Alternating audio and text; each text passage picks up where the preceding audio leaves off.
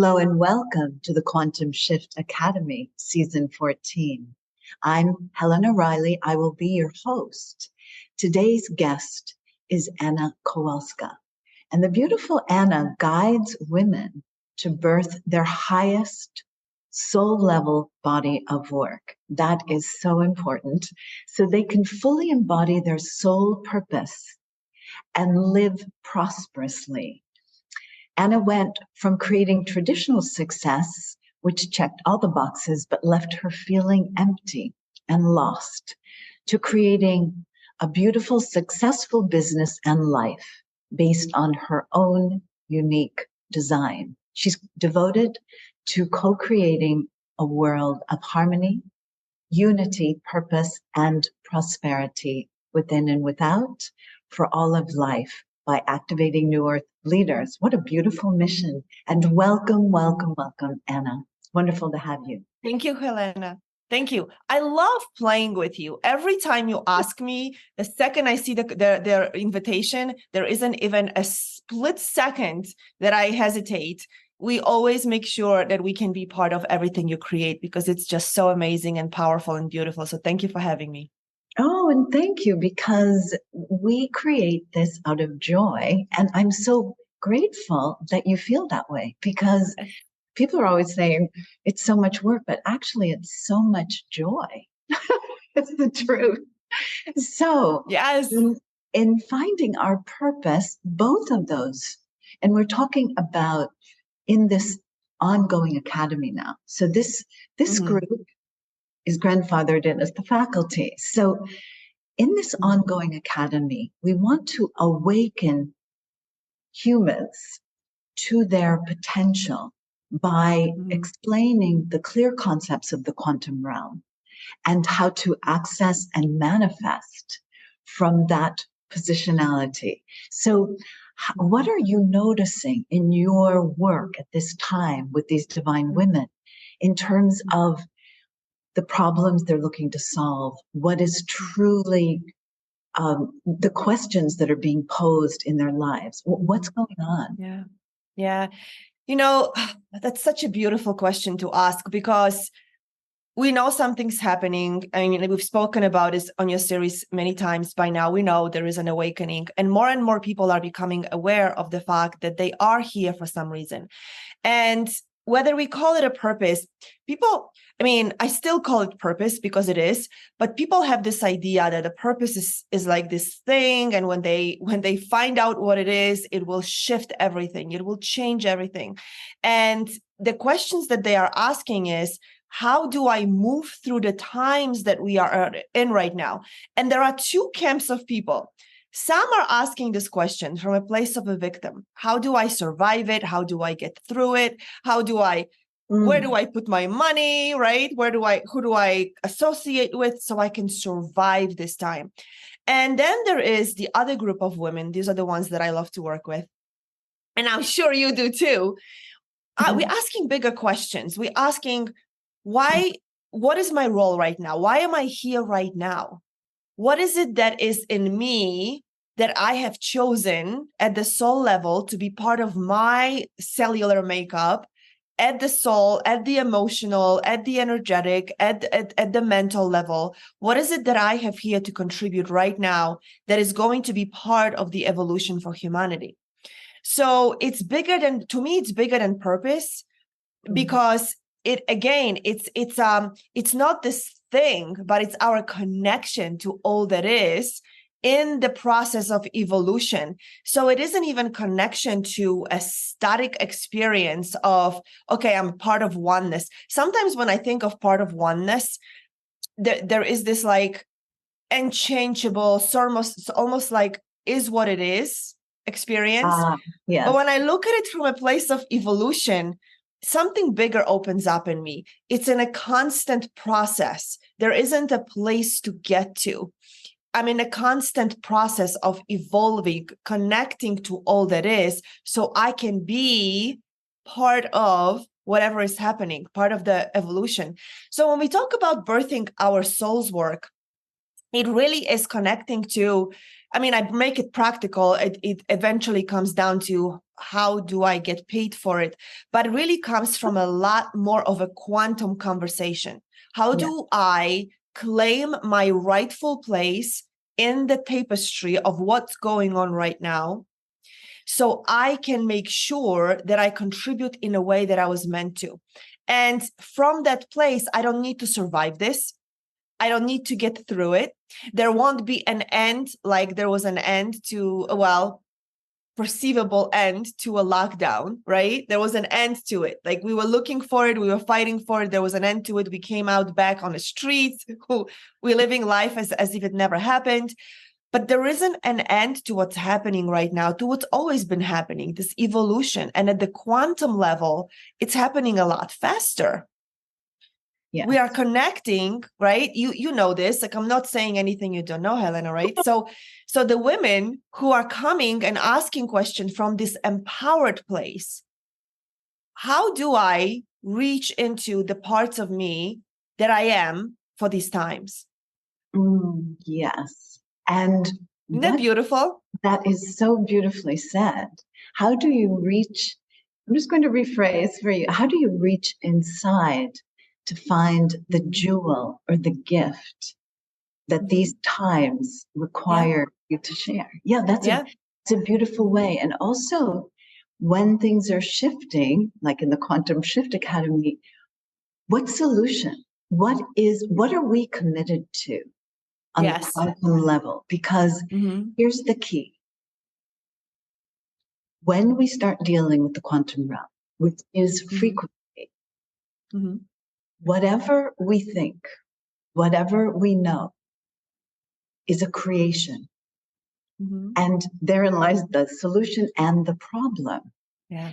So how are you teaching and sharing with your audience to be completely responsible for their creation, which is in order to be connected and to be working directly in the quantum realm, which I'm realizing is what I'm supposed to be sharing and teaching, we have to become very conscious creators. So how do you teach your community to overcome some of their fears, their anxieties, their blocks? Because those will also manifest either as a block in inability to connect as a quantum creator, or as a power. So how do you do that? Yeah. So there are many different ways, but the one that's coming in to share right now is I got a message this morning from one of my beloved clients, and she says, I am viscerally experiencing the more I reach for what I want, the more my resistance kicks in. Oh, so the more the more, and she's like, I'm getting it now. I am viscerally experiencing it. Sounds something that she knew about. We spoke about many times, and she intellectually got it, which is what many of us get concepts intellectually. And then one day it hits at a cellular level. It hits our heart. It hits our belly. It hits our existence beyond mental. And usually it's emotional. Usually it's visceral. We can feel it. And it's like, oh, this is what you were talking about. All of a sudden, I feel that the more I ask for what I want and the more that I'm moving towards it and the more that I see that it's available for me, the more I am also hitting up against everything I was afraid to experience. So most often, right, we don't reach for what we want because subconsciously we know that with it will come some kind of a breakthrough, some kind of a discomfort, something we haven't been willing to experience. Fear of rejection doesn't mean you will be rejected, but it's fear of it. Fear of failure doesn't mean you'll fail, but it's a fear of it. And it feels very real. And we've spoken on prior series, I'm having a recollection of this for women, because that's mostly who I work with. It's also, being burned at the stake. If I speak of the truth energetics that I know, I will be shun from the tribe if I ask for something that I'm not supposed to ask for. So all of that, all of a sudden, the more that I can feel and very often see and touch what it is that I am creating, that next level of what I'm here for, the more this other part of me, and it's not something outside of us, we'll talk about outside of us in a moment, but a lot of it is inside of us manifesting that resistance we haven't been willing to feel. And the more so flipping the switch, which you mentioned earlier, flipping the switch is saying, I see this, I feel this. I'm also recognizing that I haven't been willing to feel it or see it. But I know that the way to get to what I want is by allowing myself to be okay feeling these things. And most of the time, it's best done in a community, with a guide, with a coach, with a teacher, somebody who can tell you that, you know what you're feeling is normal. It is not happening, but it feels real. So you're not going crazy. And your job right now is to focus as much as you can on not making this wrong, feeling it, experiencing it, going through it however you need to, while focusing on, but this is where I'm heading to, right?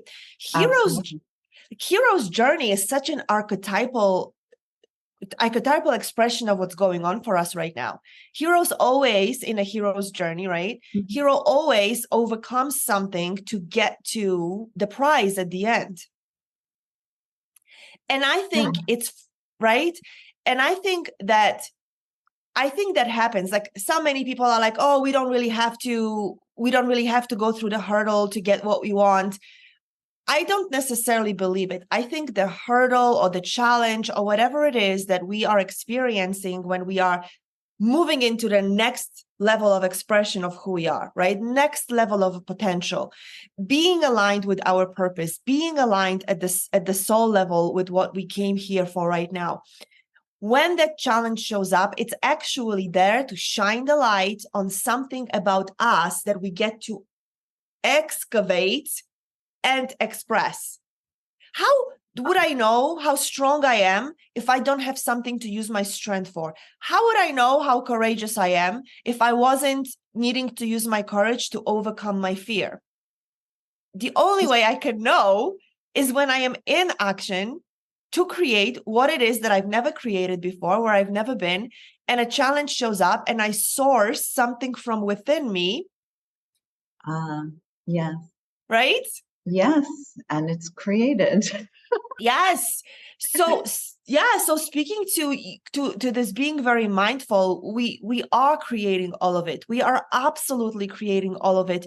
And I believe that our shift has to come from not making it wrong, but accepting it as something that is showing us a jewel, like you said so beautifully, a jewel, a gift, a talent, a strength, a skill that we didn't know we were born with, something that we now get to bring out into the world and share with others. Beautifully said. And the resistance are the old patterns that usually it's unworthiness, fear of it. Most people are afraid of how powerful they are. And that's what they don't realize. So how do you, I like the word you used, excavate. How do you decode? Because there's a lot of talk about this. And there's going to be a lot of talk about this in this academy, because that sabotage will actually, if you think of the quantum realm as having a door, which it literally does not. But if you think of it as that, it's actually more of an amorphous field. It's when you have this block or the self-sabotage pattern or the unworthiness and you knock on that door, it will not open. I do want to make that very clear to the audience that it is the only thing stopping from going, as Anna's saying, from the victim consciousness to the creator consciousness are these limiting patterns, and they are vibrational. So, and they're hooked into the past. But how do we kind of quantum leap into the future? And I want to say that I heard an interview that you were on, and when they were asking you this question, I thought it was interesting because I've heard some other thought leaders, they were talking to you about creating a business. And when you create a business, there's one quality, or when you decide to create a connection to the quantum realm, there's one quality that is indispensable because you have to trudge through the quicksand, and that is commitment. It is Yeah. commitment and belief in Yeah. self. So how do we do Yes. that? How do we override the resistance to our own potential and greatness? Mm-hmm. Commitment.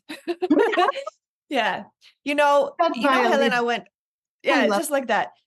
it's that When easy. I first, no, it's not easy. Oh my gosh, because It's people want not. to say, oh, commitment. Yeah, it's commitment. But it's a commitment in walking the path. So every single morning, and there is this thing we say, are you committed to your commitment? So it's like I have a commitment to my vision, to my mission, to my purpose. Am I committed to my commitment? We use it in a transformation world, which is kind of like a doubles on top of each other, but it strengthens the value of commitment. Am I really committed to my commitment? So every morning, do I wake up and do I say, oh, wow, it didn't happen yet? No, it didn't happen yet. All right, forget it. I'll start tomorrow. Or hold on, I'm going to go back to what I know, what felt comfortable, which is going to go away because the energies will no longer support whatever felt comfortable. That's just where we are. And it's just where we are. So now, am I going to be committed? Yeah, go ahead. Did you want to say something? No, I was just Yeah. that's a very Yeah. good point. It's just Yes. where we Yeah, it's where we are. We are, if we are awake right now, if we know what's going on, then the energies will continue to support us in shifting powerfully into our expression for whatever it is we get to contribute right now. We came here for a reason, and that's it. So our commitment, when I'll give you my story really quickly.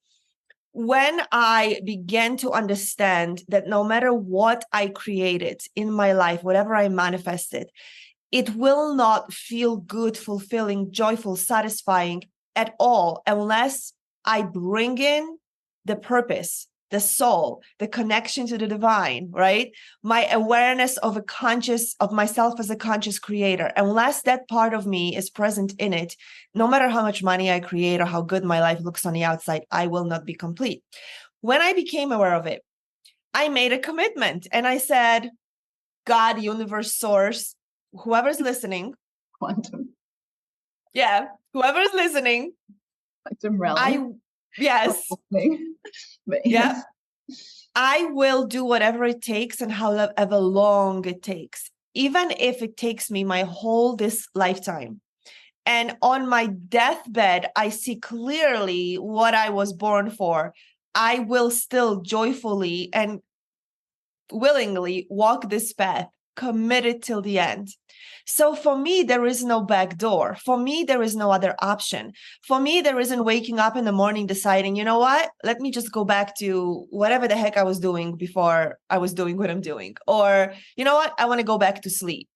It's the commitment that moves me through the places that I don't want to. And I'll tell you how my business helps me. This is going to support somebody because I can feel it. Okay. When I started my business, this business that is, my soul's expression, my commitment to my business and the people who are coming into it deepened my personal commitment. So now I said, okay, if I am going to be visible, attract my clients, I teach this whole connection to divine appointments, that we actually make connections in the quantum with the people we are here to serve way before we actually meet them. At the energetic level, we are connected way ahead of time. So when I say I want to have 10 clients through my business in the next 10 days, those 10 clients already line up in the quantum field. Now it is my responsibility, commitment, to keep showing up for them until they come in. And if I build a list, like, we both know that the email list is very important to the lifeline. It's a lifeline of our business. It's what we chose. Yeah. If I'm going to begin to create this, then now I'm making a commitment to keep showing up for the people who trusted me with their email address. Mm. And that deepened my commitment to my journey. I will keep moving through the challenges. I will keep going because I have committed, not just to me, not just to my soul, but I have made a commitment to something so much bigger, which is our joint contribution. The collective. Yes. The Yes. collective needs, we need each other actually to shine during this period, actually to evolve during this period. That's beautifully said, because in that step, it is true that when you've committed to a group of people, it is a responsibility of a leader to actually bring them the goods. I'll just call it the goods to teach. And Yes. so you did a beautiful commitment, and this is what pulls us through the resistance, is the commitment of certain thought leaders that have really strong beliefs in human potential. It's really true. That's a beautiful way to look at it. And it's not do you feel that's a burden or a heavy weight, or do you feel it lifts you up? That's a beautiful question. And it was a shift I got to make along the way. At first, it felt like a burden. And I think a lot of people find themselves there. It's a level of responsibility I don't want to have. I don't want to have, and it sounds like this. I don't want to show up on social media, right? I don't want to. So there is like this physical appearance that we show up some places, but also doing our own work. You and I do our own work consistently, right? We keep exactly. Well, that's the other side of the commitment. I will keep expanding so the people who trust me have an expanded space to be a part of if they choose to. So absolutely, I think a lot of people go through this, especially if they especially the conscious creators that are business owners. Because there is this consciousness and awareness, it's usually the heartfelt, the soul-based, the empathetic ones, us, that feel like it's going to be a burden. Like people will try to take something from me, take my energy, that I will have to feel everybody's feelings, that I will have to put up with everybody's dissatisfaction, right? So it feels like a burden from that place. Again, I had a conversation with my client who realized that. So right on point that you asked that question, Helena. She asked that question of like, wow, I never realized that I hold my soul's work, her business, as a burden. Now I have to send an email. Now I have to do a social media post. Now I have to do a summit. Now I have to, and it felt like a burden to her because of the perception of it that she had. She does beautiful work, does tremendous work in the world. And she still held it as a burden, and we shifted it because it's an option. Once you see it, it's a choice. You can choose it. We did a beautiful shift. She flipped the switch and she said, wow, that's actually not true. I have seen it that way up until now because of my conditioning, because of my programming, because of my childhood. When people asked me something, it became a burden. When people felt things around me, I felt like I had to do something about it. Right? Yes. People were dissatisfied. I felt like it was my responsibility to fix it. And we bring it into our work, our soul's work, our business, the space that we are through which our work is birthed. And if we don't clean that part up, it will absolutely feel like a burden. The more we can unhook from it and say, I am not responsible for my clients' feelings. I am not responsible for what they do and don't do. I am responsible for the space I hold, what I contribute, the work I do on myself to make sure I stay a clean and constantly up-leveling space, and that I show up with what I said I will show up. And what I say I will deliver, I deliver and more, but not because I want to fix them or because I feel like they won't like me if I don't. The more we can unhook from that burden, the bigger impact we can make in the world. Very well said. And what I'm hearing underneath is that usually the burden is coming from some profound sense of unworthiness. So I'm just hearing that when we deal with our own insufficiency or unworthiness, this is when others can receive from us without that draining energy. But there's a big switch that we're going to be flipping in the academy, which is that in the quantum realm, we're actually projectors. So we're actually, and the problem with humans is that they haven't figured that they haven't internalized this knowledge yet, that you're projecting the reality. The quantum realm is feeding it to you, actually. So you're actually the camera in a sense. And when you understand that role, your quantum manifestations speed up.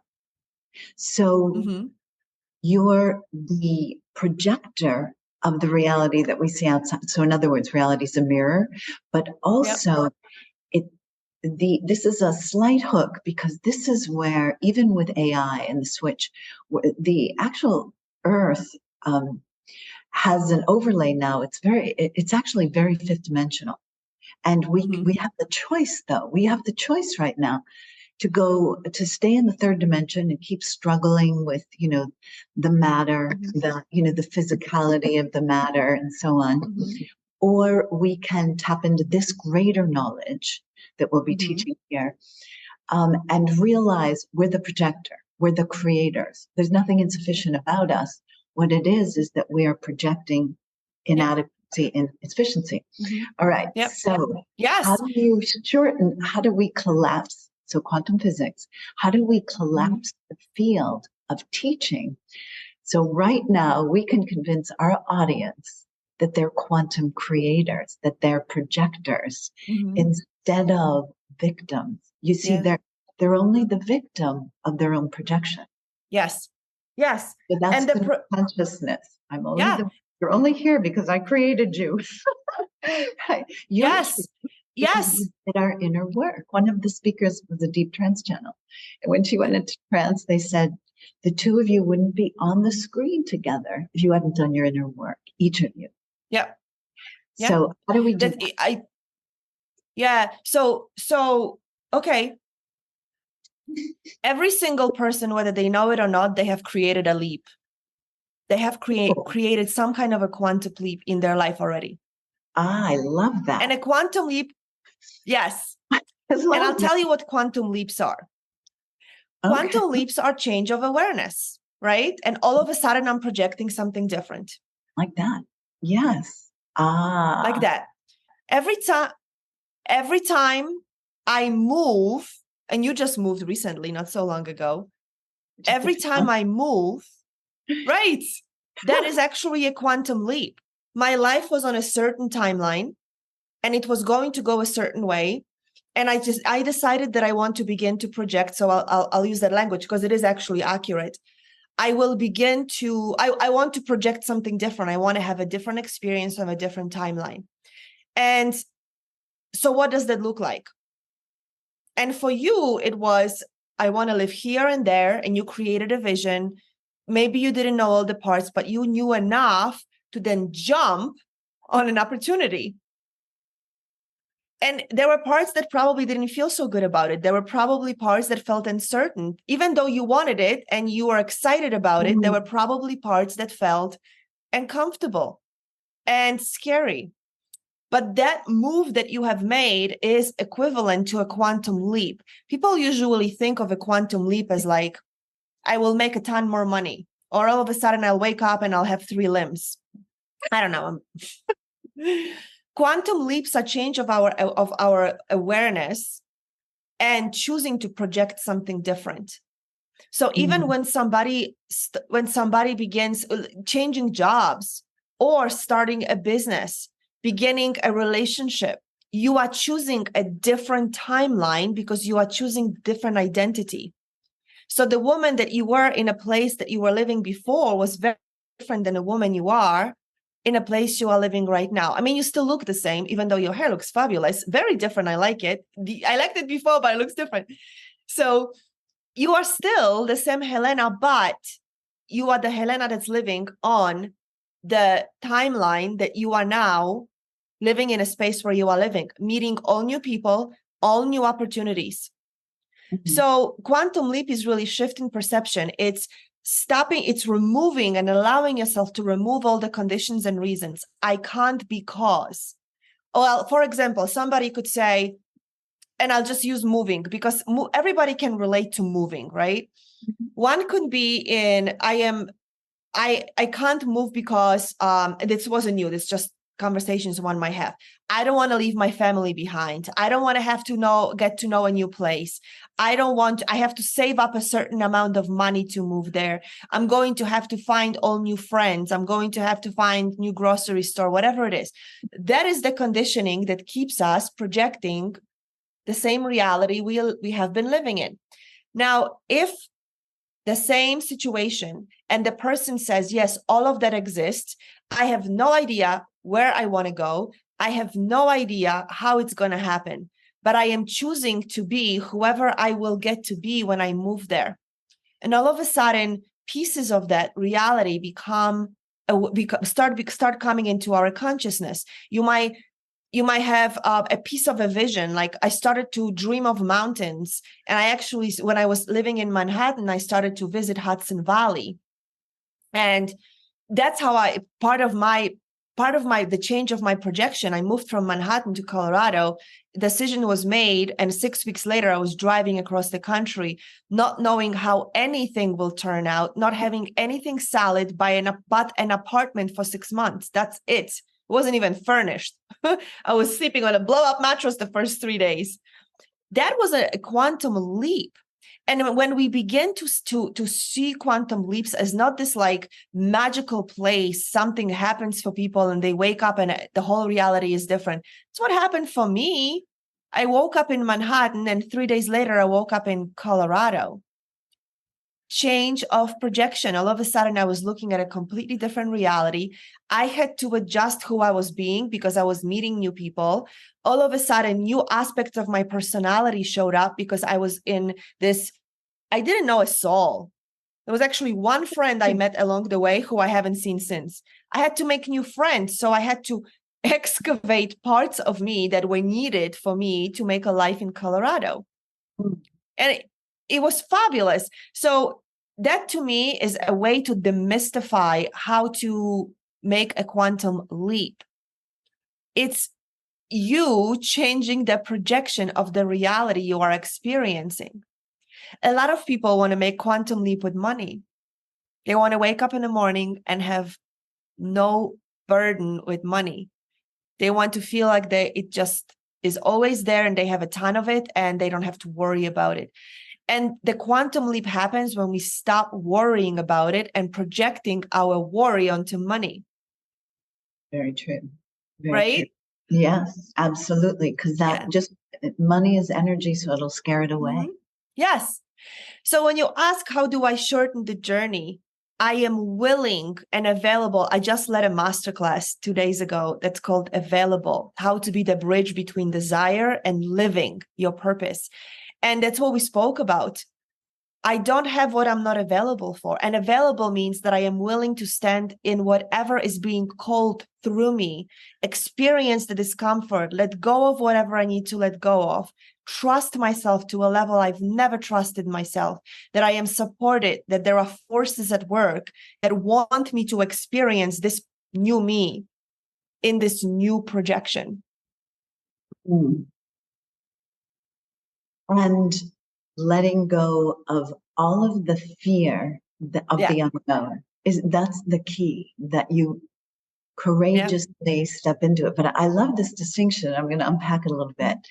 That the concern around money is probably first not even really real, because once we tap into our abilities, we are naturally being guided to take steps that will nourish and support us. So that's one thing. So I hear this all the time. People are so afraid to make shifts and change. But the quantum leaps, I like what you're saying, because we're guided intuitively by our inner self often to go down a road that actually generates the quantum leap. And I never thought Yes. of this move as a quantum leap, but we have been manufacturing here in Hot Springs since 2007.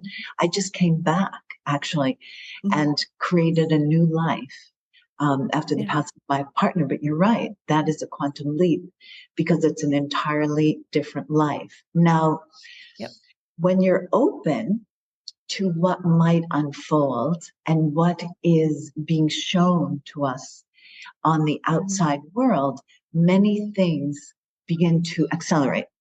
But a lot of people approach the reality with this caution or this lack of trust. And this is a problem with the quantum realm, because when you're connecting to the quantum, there's a fearlessness. I've learned this through direct experience and through walking my own walk, that if you don't embody a fearlessness, which is a state of really understanding that you're a divine being, you deprive yourself, is the word that comes in. You deprive yourself of who you are here to be. It's fear that, and it's the fear that stops the money flow. It's nothing else. It is only the fear, because money's an energy, it does respond. So the more you love it, the more you're comfortable with spending or earning or creating or exchanging, the more flow. So, and you know, I've seen this from experience and observing, you know, so many different humans and so many different journeys, that it is the fear that it's kind of like sending the relationship away. It's like saying no to. So I want to make that point, because the quantum realm is very responsive to your thoughts, and it's frequency based. So if I come in with the frequency of abundance and prosperity, that's what I'm going to create. And if I knock on the door with the frequency of fear, the door is going to slam. There's no creation.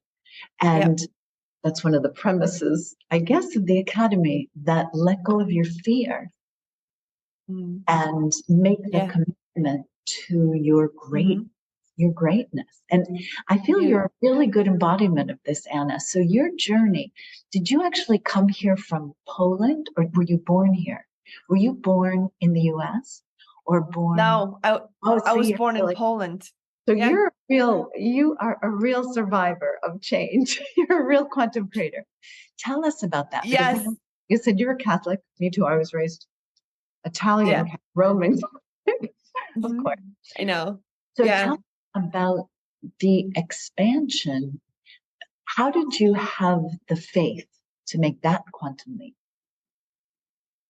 I just didn't know better. At the time, I just didn't know better. No, which sometimes ignorance is bliss. Sometimes not knowing what it is that we are getting ourselves into. Actually, we'll say most of the time. I would say all the time. The less we know about what we are getting into, the more we will be willing to be guided to make the steps.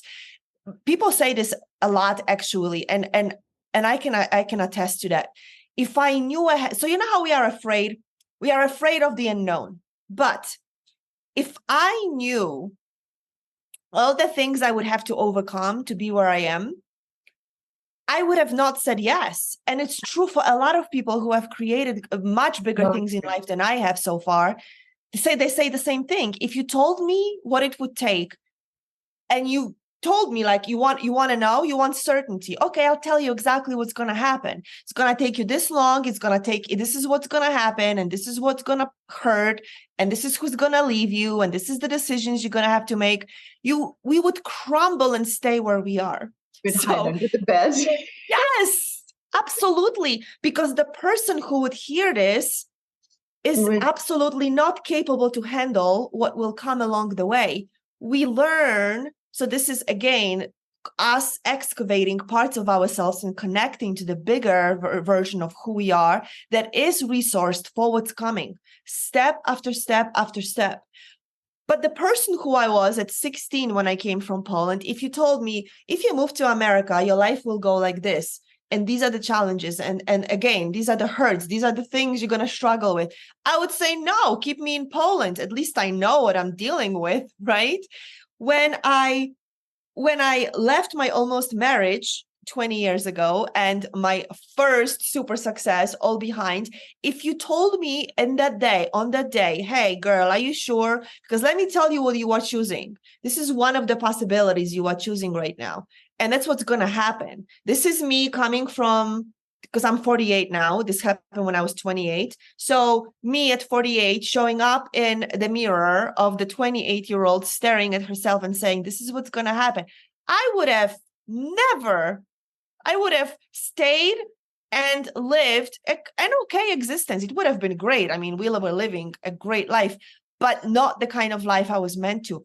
So us not knowing, I think, is by design. Well, first of all, because then we get to create it instead of feeling like we have no choice and just following the path. I do believe we have a choice. I do believe that we choose and create.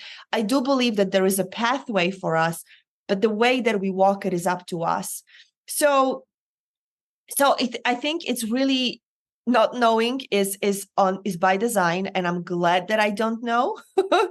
Because that, right? Yes. And that also gives me an option to walk it faster. If I say, you know what, I am projecting that in 10 years, this is what I would like my life to look like. But there are parts of it that I know I can start experiencing in a year. What do I get to choose to let go of? And I don't know. I don't know if fear is necessarily something that ever leaves us. I think that commitment gets to be bigger than the fear, so we can keep walking the path, even though the fear is still there. I'm still afraid on consistent basis. It's just that in the moments when I fear, I am choosing, and it's a physical experience. I'll say, you know what? I don't want to do this. I don't want to show up to this. I'm scared of how it's going to play out. I'm scared of how I'm going to look. I'm scared of what I'm going to say. I'm scared of what people are going to say. Okay, let's do it. Let's do it anyway. Very, yes. That's called courage. I love that. Courageous. And I want people very courageous. Oh, thank you. And I want people who are listening to hear this, because I think too often we are waiting for something to give us that guarantee, to make us feel better and then make the choice. No, choose it. You're choosing the academy, choose it, step into it. And then the part that you get to be, to walk through to the new version of you, to make that quantum leap, that part of you could show up the second you say yes, because you are choosing to commit to a path, a timeline that wouldn't have otherwise existed for you in your experience. It's existing somewhere, just you are not aware of it until you make the choice and decide to walk no matter how you feel. Oh, I love that. Walk no matter how you feel. And instead of asking about your future, create it. Create the future. And when you're triggered or you feel, because I think it's the uncertainty. So even we don't know how to craft a certain lifestyle, let's say. You can, and many are seeing this and saying this, you can visualize a creation and live in that for a while in order to give that sort of a peaceful transition. But this, I will say that courage and overcoming uncertainty has been a big part of my path for sure. And the other aspect that I would love you to weigh in on is, then there's the peanut gallery. Who is like, why are you moving to the United States of America, Anna? It's like your mother, your father, your community, your culture. The peanut gallery, most of them, I heard George Norrie say, somebody on his show say something like, they're thinking about 10 million of us are quantum awakened, we're awakening. But the peanut gallery, we've got 8 billion people here almost, they're going to give us some feedback. So it's going to enhance the uncertainty. How do you stabilize your certainty inside, knowing that you can't listen to them, even if they could even be right? They could be. Well, could be right. Yeah. My mother say things like, "This is the biggest mistake of you." They can often be correct. It's could be. Concerning. But okay, so how do you stop the peanut gallery? Because you know what? They could be right. But we don't know until we walk the path and we turn around and like, yeah, you know what? This wasn't the best choice. But even in that, I live with this. This is my truth for now. Who knows what I'll find out 10 years from now? I may look back and say, well, that was the dumbest, naive way to look. But I believe, I believe that as long as I am willing to stay committed to my expression of my soul, of my design, then whatever I choose is always in the best of that vision, commitment, that path that I am walking. So even if my mother says, no, don't do it, stay married, get married, have children, like that's the safe path. And I didn't choose that, right? And true story, my mom said, you should just have children. Oh, wow. Okay. No, but nothing wrong with it. It just wasn't part of my path for many, many different reasons. I may look back one day and say, you know what? Yeah, like that's something that I could, and that's a very heavy topic to even give us an example. But maybe one day I'll look back and I say, you know what? That was part of my expression this lifetime that I definitely could have experienced that I didn't. But I believe that no matter what I choose, it's always teaching me something that I needed to experience about myself that is raising the frequency of my expression. As long as I'm doing it out of commitment, not out of fear, out of the soul's expression, even if I question it, like, oh, is this really my soul or is this my fear? No, okay, I'm gonna move courageously in this direction, and I'm gonna know very quickly if it's fear, because I know if it's fear, it's gonna not work out at all. Whatever I choose, it is always in the support of my soul purpose, soul's design, soul's expression. I choose to believe that that's what happens. As long as I am walking a conscious path, then whatever I choose, as long as I'm moving forward, is going to be in support of that. Now, how do I keep moving when a peanut gallery keeps chiming in? You probably can relate to this. After a while, we curate the peanut gallery in support of what we are here to create. But when we first start, the peanut gallery is very much in the old expression, in the old projection. So at first, we have curated the people in our life very carefully to support our current worldview before we were awakened, before we were conscious. They, of course, will not want us to move on a conscious path if they haven't chosen their path either.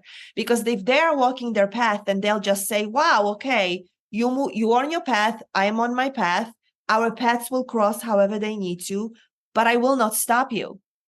I believe in you. Even if I'm afraid that you're making a wrong choice, that's my projection of your choice. That's not your true expression of what's going to happen. It's my projection. My fear is my projection of your choice. And it's probably because there's something there for me to see that maybe, I wouldn't be willing to do it or whatever. Anyway, how do you do it? Over time, like I said, you curate a new peanut gallery. It's no longer a peanut gallery. It's now your cheerleading squad. You get into the communities with people, which I know that's what you are creating right now. You get into communities with people who get this. Even at a small level, they will be like, wow, what you're doing is courageous. I may not understand all of it. I may not understand what is driving you to do it or inspiring you to do it, but I understand consciousness enough to say, wow, yes, walk the path. And if whatever happens, we're here for you. You begin to create a new environment around you. Very true. And that is a reflection. It's absolutely true. And they're actually, if it's done right, they'll push you forward. Yes. Actually, they won't let you get stuck. And there's a big conversation about this kind of stuckness. But are you noticing also that in the recalibration phase that humanity is now in, because the Earth has made her choice. She's got 5D, and that's just a given fact. So we pull along people, but when you run into this feeling state, this block or this indecision, Mhm. this is where most people reach out to some expert, to someone for knowledge or information, for an answer. Now, if the expert gives them the answer instead of telling them to go within, what's your feeling about that when we're being directed by external experts? Because we were trained that way. We're trained to go to school, listen to the teacher, go to the doctor, listen to the yeah. So this is part of the quantum leap for humanity. Mm-hmm. But I just notice how, this is my own experience, so I notice how few people are able to discern their inner information, Mm-hmm. what's actually going on. And the universe is providing feedback. So how do we, so I have a feeling you have lots about this.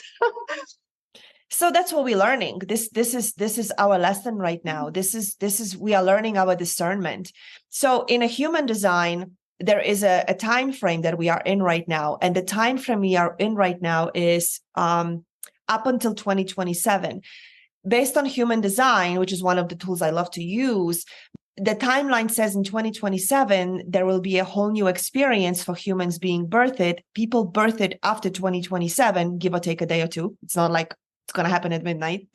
But at the time, a new kind of a human being will be born that will have a different guidance system. They will not have to go through all of that we are going through to the degree that we are. But those of us who are here alive right now and conditioned in the past, starting with our parents, you are very correct, right? Our parents tell us what to do. We don't know what to do when we are born. Even think about hunger. How often are little kids, when they're like, "Oh, mommy, I'm hungry," they're either told to eat.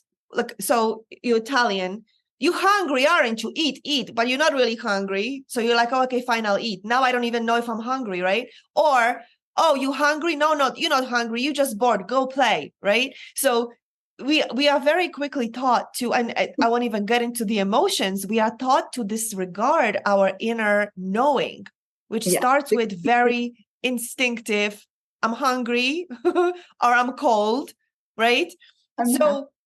So we were very conditioned. And then, school, of course, we are conditioned to listen to the teacher. And gosh, if you were born into any kind of religion, that you are definitely taught to learn to listen to that authority.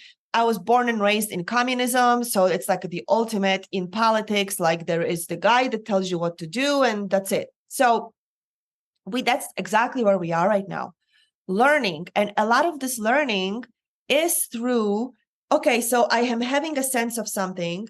Is this my truth? I don't know, but I'm going to move towards it. Oh, it wasn't my truth. Oh my gosh, this was like not at all. Okay, I'm going to course correct.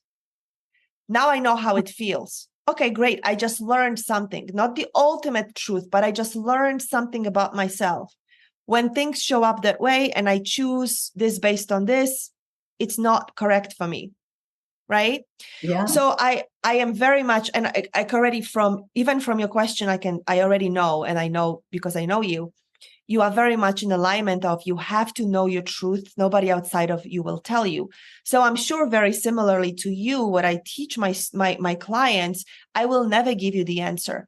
I will suggest places to look.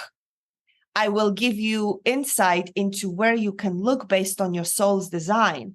I will ask you questions so you can determine the answer for yourself or the direction for yourself, right? It's what we do in coaching. Yeah. But even their idea of healing, the whole conversation of healing is changing. Nothing outside of you is healing you. Everything that all the tools and modalities just point at something within you that you are using to then say, "Oh, wow. Okay, so it's music. Music just activates something in you, then you then choose to shift." If it's a healer that works with the energy, all they're doing is just pointing your attention, your consciousness to look at something within you where the energy shift may be available to happen. So we are absolutely, this is part of sovereignty. We are absolutely learning how to discern for ourselves. But the part of it that's really amusing to me is that most people, and this is true for me too, when we are first learning discernment, we're coming from this part of a rebel. Either we are no to everything, and as soon as somebody tries to suggest anything, we will rebel against it because we are starting to learn that we are powerful. But we never learned how to use our power. So first we use it like a bratty child. No, no, no. Right? Absolutely. And we'll right. And we'll question everything, and we'll say, no, don't tell me what to do when somebody's just suggesting. They'll say, you know what? Look in this place. Look at this. This is where something could be hiding for you to look at. Don't tell me what to do, right? I'm going back to my room and I'm going. And that's fine. It's part of our growth process. I believe all of us are in some kind of a bratty stage right now where I'm just going to go and meditate on this. Okay, well, there may be something in meditation. I love meditation. But what if like you've meditated for days on this? Make a decision and move forward so you can see if it's working for you or not. Action. Yes. Action. Yes. But the brat in us, and I love, like, it's just the energy that's coming in right now, like this bratty 2-year-old or a teenager, if some of us are farther along the way. We are using, many of us are using the meditating, journaling as like a way to resist and rebel against somebody providing guidance to look and take action. It's through action that we actually know. It's not you may get an insight in meditations. Don't stop meditating, please. Don't stop journaling, please. All I'm saying is, don't give your power, don't shift the power from an external source now to your meditation or to your journaling. Know that the power is still within you, and eventually you are the only one who can then say, okay, I'm going to move forward in this direction. You are the only one who can know that. And there might never be a clear enough sign for you to do it. You may find out as you are walking if that choice was right, and then you can course correct. But you can't course correct if you are sitting still. That's so true. Right? There's nothing to course correct, really, if you're sitting in your condo somewhere, yeah. Right? Yeah. Getting feedback. So even with quantum, let me just, sorry, even with quantum leaps, right? Quantum leaps don't come from us meditating long enough or journaling long enough or saying a mantra long enough. At some point, the quickening in you, the quickening of the cells, the frequency that rises in you, which is the excitement, some may say it's fear. Okay, let's call it excitement in this moment. There is a quickening inside of you that happens right before you make that move. And either you can resist it and let the fear hold you back, or you can move through it and use that energy to propel you. And that's how the quantum leap happens. You are literally leaping into a whole new timeline, and right before you will feel this like sense of anxiety, it almost feels like, but really what it is, it's the quickening of the cells because you are about to jump. That's a beautiful way to say it. It's like the racetrack of your cells starts to move faster. Mm-hmm. As you're accommodating your future self. I love it. And that future self exists in multiple timelines, actually, and multiple dimensions. So that's very profound. But you've said a lot of profound things. So to break it down, 2027, I wasn't aware of that there actually, so I didn't realize that the human design author had actually predicted. The timing could be slightly off, but they predicted a certain phase of humanity as we move through this shift. But I also want to point out that since we received 61,000 basic hours of programming when we were born from our parental units and culture community, it's a lot to repattern, to decode, to deconstruct all that we're constantly receiving. So I do want to make that point. And absolutely. The journaling and the meditation, what I'm observing is that I think it can become a bit obsessive and compulsive. I hear it so much, the journaling, but people will spend hours and hours. What I noticed when I was going through my quantum leap was that since the pandemic, so many people moving around, at least in the United States, and they're spending all their time sorting out their stuff, which I felt was symbolic, instead of moving into the creation of a viable future. So in other words, their stuff's in storage somewhere. That means their past was somewhat dissolved. But instead of moving into the creation of the future, keep the stuff in the storage unit and create a future, which is the choice that I took. And yet they'll just keep like going through the garbage in a way, because your past, it's not garbage, but your past in a way is a combination of energies and frequencies. Mm-hmm. You may want to let go of a lot of it to move into the quantum self. Mm-hmm. So I just say it because it was a phenomenon that occurred around the pandemic when a lot of us started moving and doing things differently. Mm-hmm. So, and in many ways, the pandemic was a quantum leap in a certain direction. So, it's made many people question the medical industry and their own health and so on.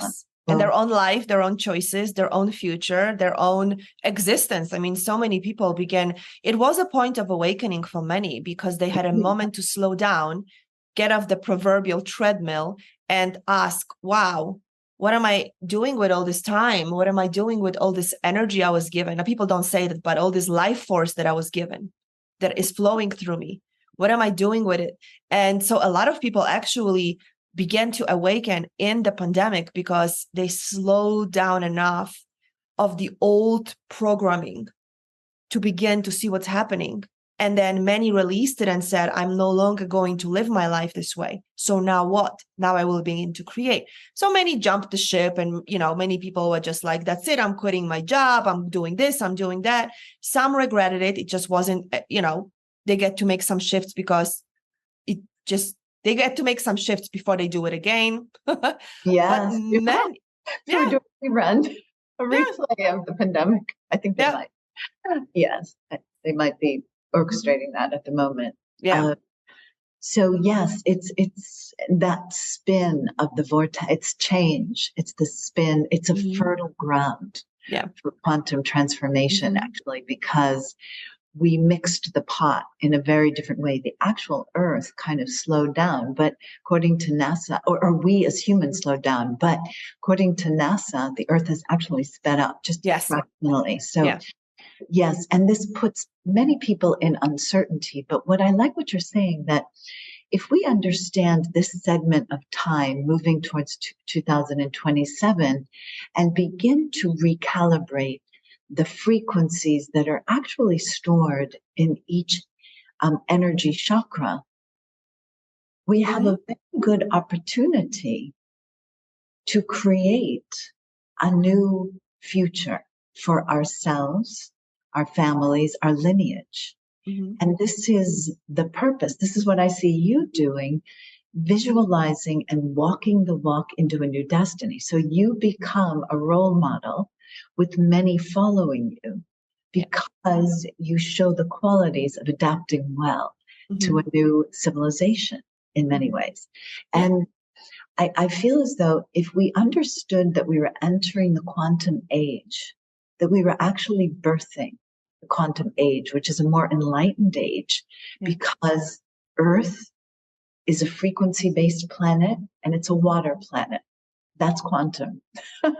So the Newtonian, the particle will dissipate. So in spinning the vortex in this way, how do you see yourself evolving in the next 48 months? That takes us in 2027. Who does Anna become? Where do you lead us to? And how fulfilling is it?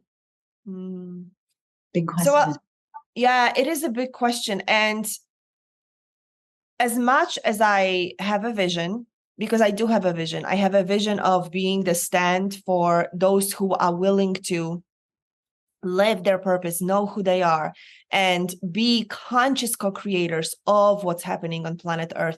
So I love when you said, Helena, that the Earth has already chosen. Yes, the Earth has already chosen. The planet Earth is undergoing evolution.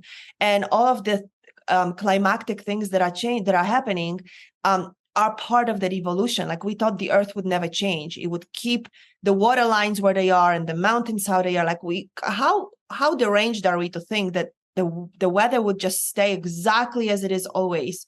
I mean, that really, like, if we look back, that there is something really naive about it. So that's one.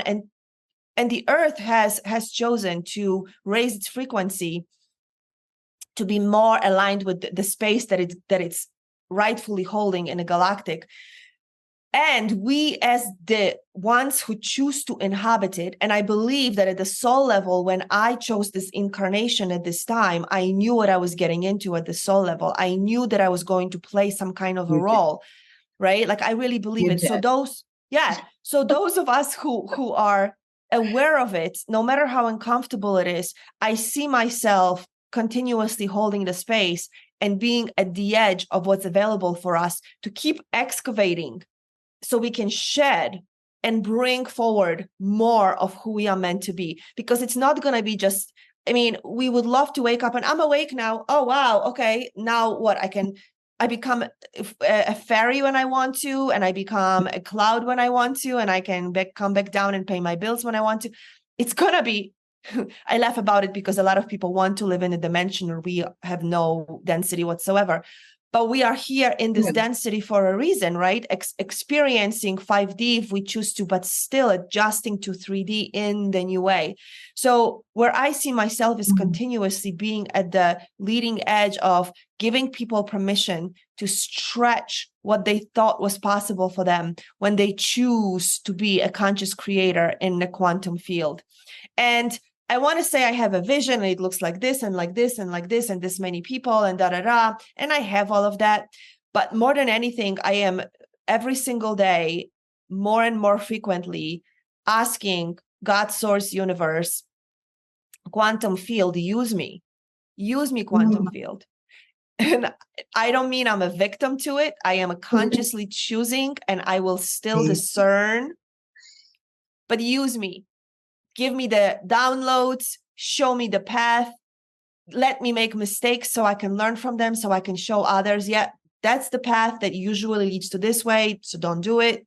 Choose something of a higher frequency. When I say that, I mean, don't hold on to something that's already expired, right? Yeah.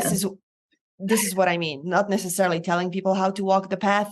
But if I learn, and this is my commitment, constantly learning, if I learn something that sped up my quantum leaps, that softened the landing when I was learning something, I want to teach people that, like, this is how you can soften the pain. This is how you can make the path, speed up your path.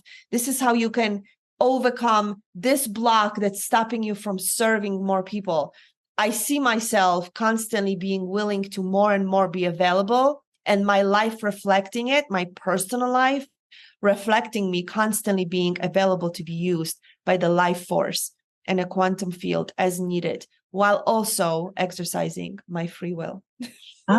Beautifully said. And you're contributing in that way, because that's an excellent understanding that we're in an exchange relationship with the field. And sadly, we never taught anybody that, but maybe in 2027, it will be in the institutions that we have this field. We will create our own institutions, I think, is what in the end happens. But yes.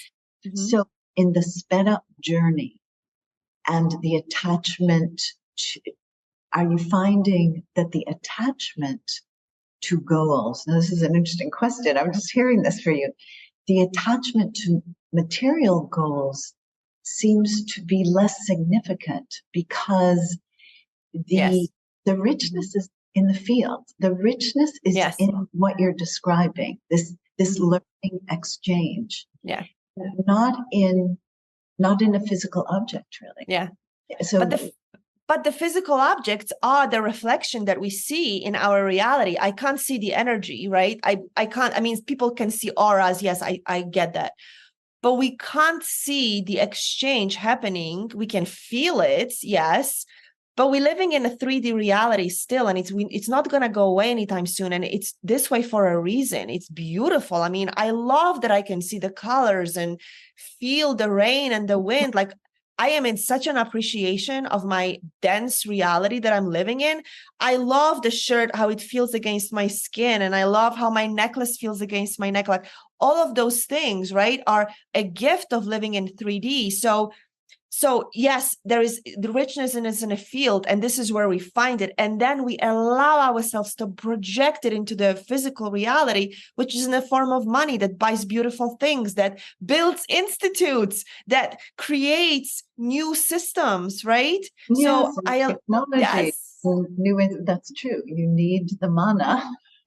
You need the spiritual and the very true. And that is one, as we teach to connect directly to quantum field. And by the way, I just interviewed Joshua Bloom, and it's counterintuitive because he also has a quantum institute. Actually, his teaching is so correct. You have to ground first and then, so you use the base chakra and then connect to the quantum realm. Yep. So it's an important teaching. Yeah. So that people aren't trying to escape into ascension or escape the physical reality. There's an extreme abundance in living well in both subtle energy and physical. Yeah. So in closing, do you have a special gift for us to attain quantum enlightenment? Yes. Do you have a yes. special, and do you have, this has been a very rich conversation. I know. It always is with you, Helena. I love how we dance together, and it's just been it has been really beautiful for me to be in this space, and the questions you ask are just really very timely and very accurate to what I believe people are asking and want to know the answers for. So thank you for facilitating that. You're welcome. We are collectively paying attention right now. All of us, we're paying attention to how the field is unfolding and how the humans need to be nurtured to grow up in this field in a new way. So we're waiting for the 2027 births to occur. Maybe my son and daughter-in-law. Child. So in closing, many people, the link will be below. .com and also sacredsuccesssalon.com. I was on that this morning. And also, what would you like to share as a gift? So my gift is an excavation, a process to excavate. This word doesn't. Yes. This word doesn't come up too often, so it's something in this beautiful space that you have created that wants this word. I usually use the word uncover, remember, but excavate, because it's deep inside of us. What is it that I came here for? That it's not wrapped in a bow that that I can say, oh, I came here to be this. No, it's more of a journey of discovery. How to begin this journey? How to know how I set myself up for success at the soul level, so I can begin to use my gifts to create and birth my soul's work into the world. Oh, thank you. That's a beautiful and very important, very timely gift. And I want to thank you for doing the work you do, for supporting and assisting, for staying receptive to the quantum realm, and for shining your light, the light of your beautiful heart, with us today. I want to thank you for being with us. I'm profoundly moved, and I've actually experienced, I would say, 4 or 5 quantum shifts just speaking to you. So, so this is a rich conversation. And for those that are having trouble negotiating the new energy, feel free to reach out to Anna. She's doing her work diligently on planet Earth to create that pathway for people to follow in the new quantum Earth, in the new age. Thank you for being with us today. Thank you.